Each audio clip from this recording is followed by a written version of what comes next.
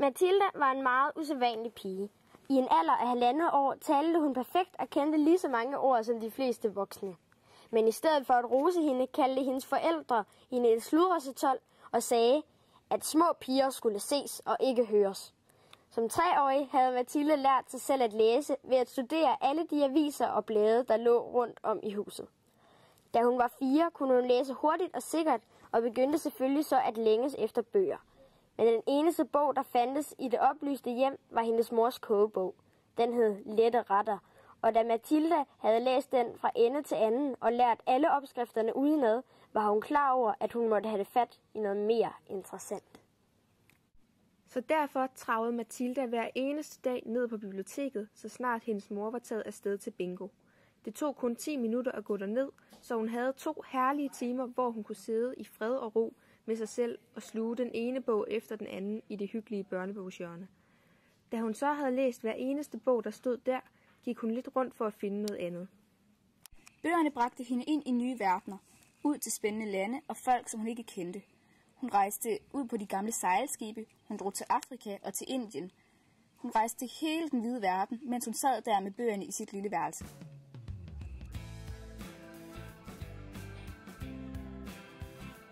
Nu lukker biblioteket! Mathilda startede i 1. klasse. I den var der 18 små drenge og piger omtrent på hendes alder. Lærerinden hed frøken Blid, og hun kunne ikke have været mere end 23 eller 24 år. Hun havde et smukt bleg ansigt med blå øjne og brunt hår. Hun var så spinkel og sart af skikkelse, at man kunne være bange for, at hun ville gå i 1000 stykker, ligesom en porcelænsfigur, hvis hun kom til at falde. Frøken Marianne Blid var mild og stille af væsen. Hun råbte aldrig op, og hun smilede kun sjældent. Der var ingen tvivl om, at hun havde en god måde at tage sig af børn på, og at de kunne lide hende. Mathilda var langt den bedste i sin klasse, og aldrig havde læreren frøken Blid oplevet et barn, der var så dygtig. Godmorgen, elever. I dag der kommer frøken Bullervold og vil undervise jer, og det vil hun fra nu af og til de næste, inden frøken Bullervold kommer. Fordi at frøken Bullervold, hun er jo en bestemt inspektør, så vi har nogle få ting, som vi skal huske at gøre eller ikke at gøre. Og det første det er, at I skal huske at stille jer op foran bordet, når det er, at I skal svare frøken Bullervold. Og I må kun svare eller snakke, når det er, at frøken Bullervold giver jer et spørgsmål. Og så absolut, I må aldrig nogensinde svare hende igen. Fordi at det kommer til at gå ud over jer selv. Og så skal vi have en vandhenter, som skal hente en kande vand og et glas til frøken Bullervold hver torsdag, inden hun kommer. Hvem kunne tænke sig den chance? Ja, Laura, det er godt, den får du. Og så kommer frøken Bullervold her nu og skal...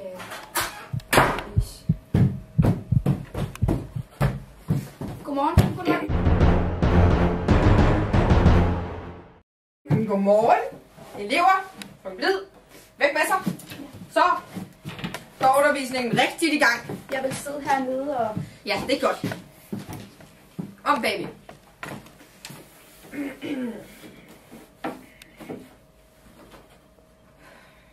Ja.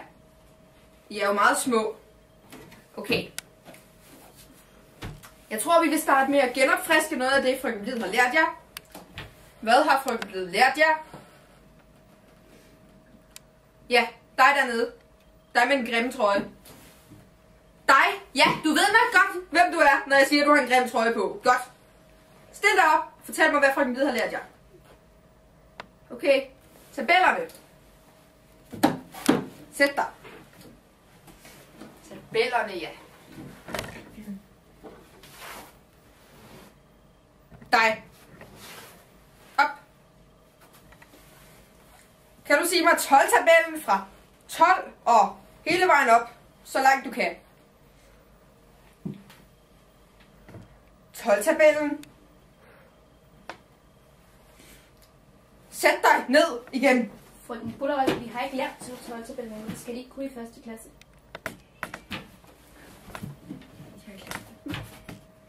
Hvad er skoleinspektør på den her skole? Hvad bestemmer over tingene? Ja, det gør de. Ja, det gør jeg. Og du skal ikke svare mig igen. Det burde du have lært. Godt. Så de skal lære 12-tabellen nu. Ja.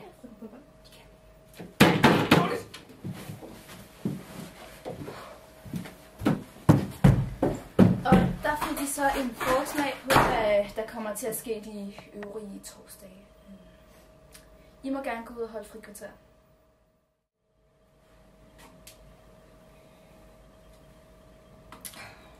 I dag skal I have en ny bog.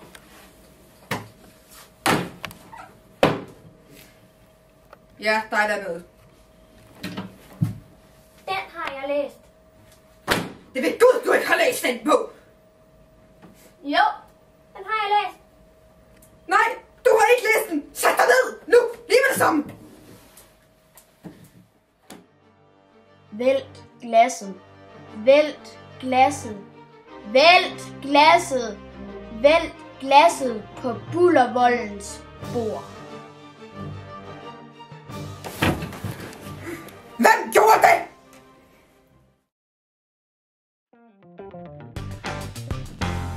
Jeg synes, at bogen Mathilda, den er rigtig god, og den er rigtig spændende.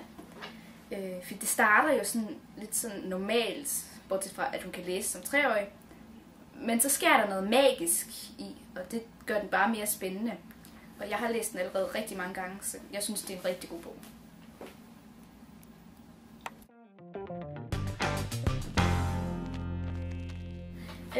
Bogen Mathilda handler om en pige, som hedder Mathilda, og hun har 2 forældre, der er rigtig sure hele tiden.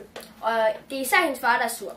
Så har hun en storebror, og så har hun en lærer, der hedder frøken Blid, og en lærer, der hedder Bullervolden. Og Bullervolden er altid sur.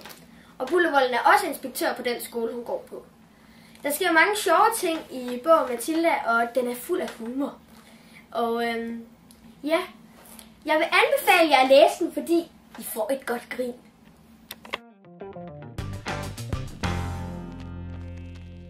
Jeg synes, Mathilda er en rigtig god bog, fordi den er så sjov og spændende, og der sker en hel masse uventede ting. Til sidst i bogen får man en rigtig stor overraskelse. Jeg synes, du skal læse Mathilda, fordi at så vil du få en rigtig god oplevelse, og du vil ikke blive skuffet.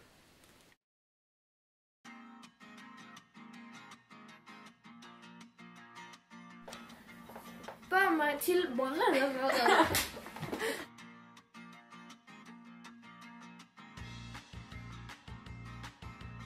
Håbe, at det kommer til at forandre sig.